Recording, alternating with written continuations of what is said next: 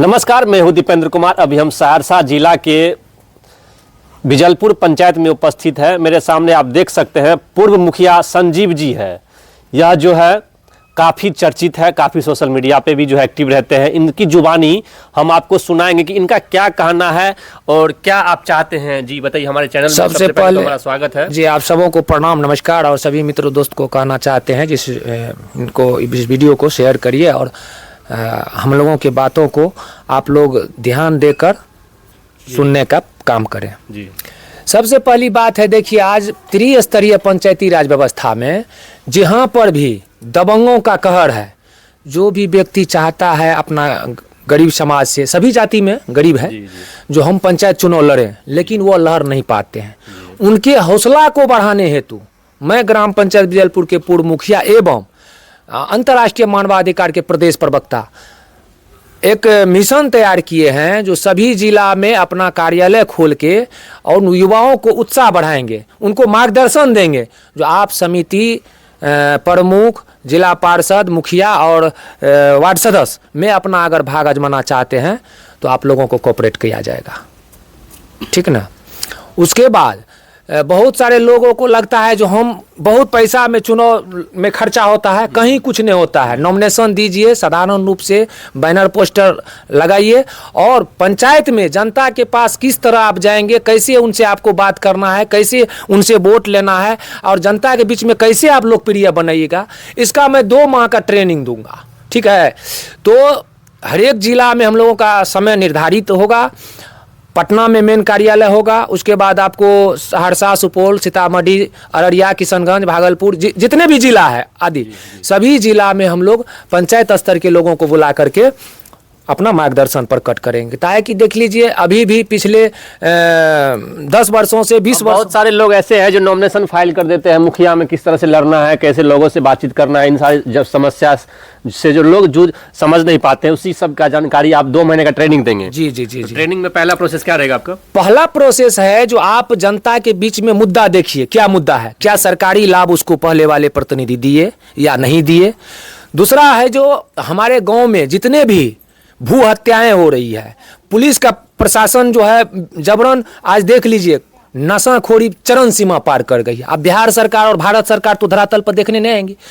तो सबसे पहला बात है जो आपको त्रिस्तरीय पंचायती राज है, यह भी एक सरकार चुनने का काम करती है आम जनता। तो इनका कार्य है छोटे छोटे मुद्दाओं पर चर्चा करना। अब भू हत्या हो रही है तो आप वहां पर जो गणमान्य प्रतिनिधि होते हैं, पुलिस प्रशासन को न्याय देने नहीं देते हैं। दबंग आदमी, उसको जिंदा जला दिया जाता है, हर जगह हुआ भी है। मेरे पंचायत में ऐसे दर्जनों घटना घटी है। यह सब समस्या और अन्याय देख करके हम लोग सोचे यह कहानी पूरे बिहार में होती होगी। बहुत सारे लोग शिक्षा से वंचित रह जाते हैं, स्वास्थ्य से वंचित रह जाते हैं। जहां तेज तराज लोग रहता है उन्हीं को सारा लाभ मिलता है। किसान की लाभ लीजिए, आपको रोजगार की बात हो, आपको शिक्षा की बात हो, सभी जगह भेदभाव किया जाता है। भूमिहीन को आज़ादी से अब तक आज भी कोई सड़क के किनारे, कोई नदी के किनारे, कोई नहर के किनारे बसे हैं। आज तक मुखिया प्रतिनिधि जमीन नहीं दिला पाया। जिला पार्षद प्रतिनिधि हो कि प्रमुख प्रतिनिधि हो, समिति प्रतिनिधि, सबका जिम्मेवारी है जो सीओ से मिलकर बिहार सरकार का जो नियम है 5 डिसमिल जमीन उसको दिवाना चाहिए, लेकिन वो नहीं दिला पाते हैं। वो कहीं ना कहीं जो सामंतवादी लोग हैं, मजबूत लोग हैं, उनके गोद में जाके बैठ जाते हैं। यही सारे मुद्दाएं हैं। हम इन मुद्दाओं को लेकर के उनको बोलेंगे धरना प्रदर्शन कैसे करना है, भूख हड़ताल कैसे करना है और गौ पालन कैसे किया जाता है, गांव में किसान खेती का किस तरह से सरकार जो है रोजगार की बात करते हैं और वो लाभ लेने से जो है आम आदमी भूल जाते हैं।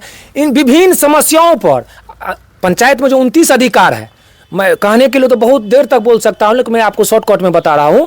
सभी मुद्दा पर उनको जानकारी देना चाहेंगे। जो एजुकेशन वाले लड़का है सब नौकरियों पर भाग रहा है। नौकरी जरूरी है, लेकिन आप नौकरी किस लिए करें? अपने लिए। समाज में जो अन्याय अत्याचार हो रहा है इसको कौन रोकेगा? प्रशासन की तरफ से, अधिकारी की तरफ से और सरकार में जो बैठे नेता है बड़े बड़े उनके तरफ से। इन सभी मुद्दाओं को लेकर के त्रिस्तरीय पंचायती राज में जागरूकता करेंगे।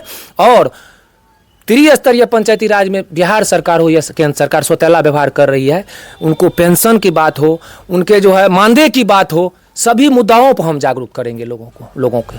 और योजना जितना चल रहा है उनसे मिनिमम 50%, 40% कमीशन लिया जा रहा है। बताइए धरातल पर क्या काम होगा? इन सभी मुद्दाओं का उनको हम जानकारी देंगे।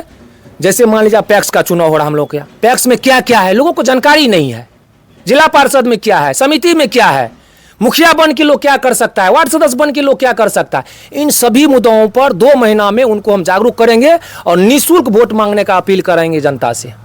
आज पर्यावरण पे देख लीजिए पूरे प्रदेश में देश में क्या स्थिति है, पर्यावरण पे कोई सुधार नहीं है। त्रिस्तरीय पंचायती राज व्यवस्था में जिंदा गाछ को काटा जाता है। प्रदूषण से लोगों का बीमारी, कई प्रकार की टीबियाँ, कैंसर, लिवर पे कई प्रकार की बीमारियां होती है।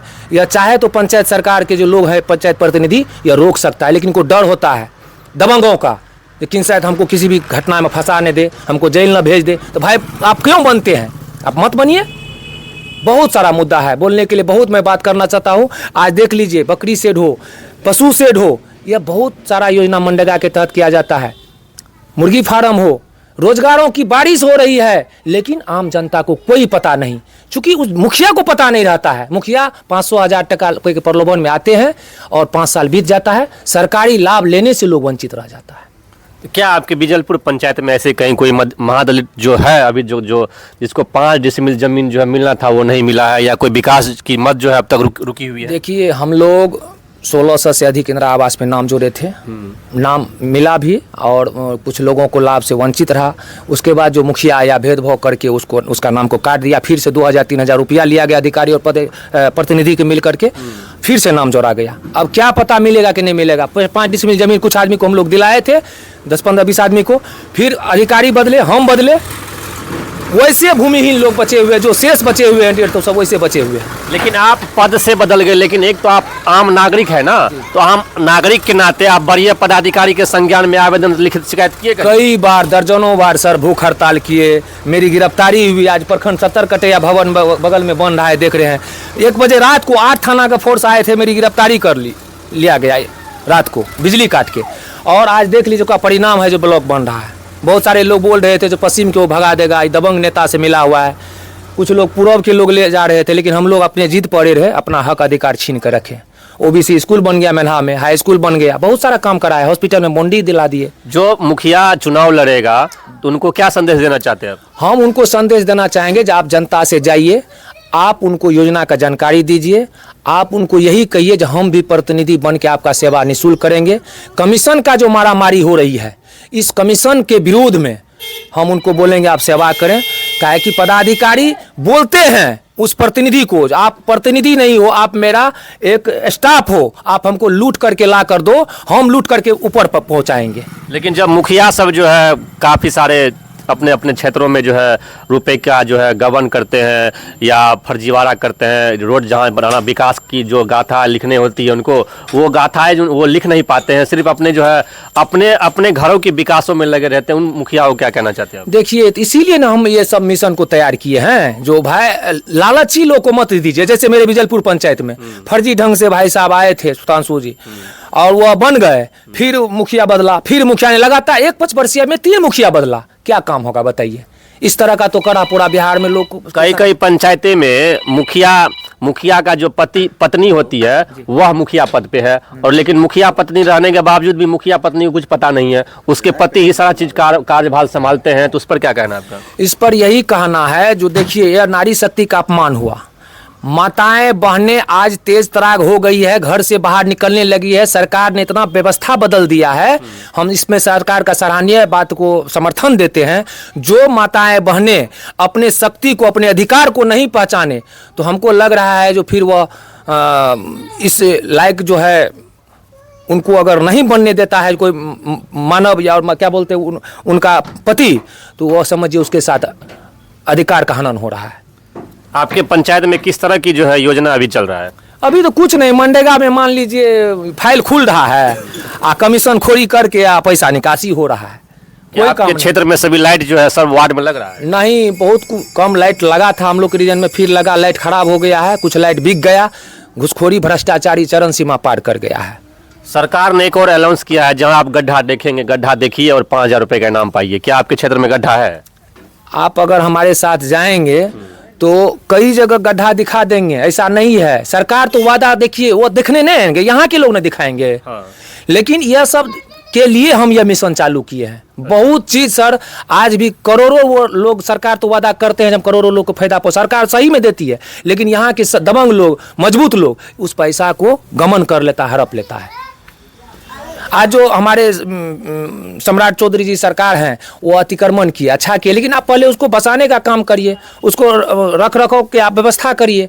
लेकिन यह सब चीज़ सरकार को देखना चाहिए, सरकार को नहीं देखेंगे तो यह गरीब से काफी लोगों में चर्चित है जो योगी आदित्यनाथ का जो है ये जो है कॉपी कर रहे हैं, ऐसा क्या है? अब देख लिए जिसके मन में जो आता है करते हैं। देखिए चमकने के लिए हम भी कुछ करने लगेंगे, हम भी तो गाछ पर चढ़े थे तो आप लोग देखे तो पूरा बिहार में हल्ला गुल्ला हो गया था। अभी पानी में ढुक जाए 3-4 दिन तो पूरा सोशल मीडिया, पूरा टीवी चैनल पर चलने लगे। ये तो अपना अपना नियम है, चमकने के लिए जनता के दिल में चमकने का काम करे, ऐसे नेता का वाहवाही होगा। तो चलिए, आपने संजीव मुखिया जी की जुबानी को सुना, तब तक बने रहिए। नमस्कार, जय हिंद।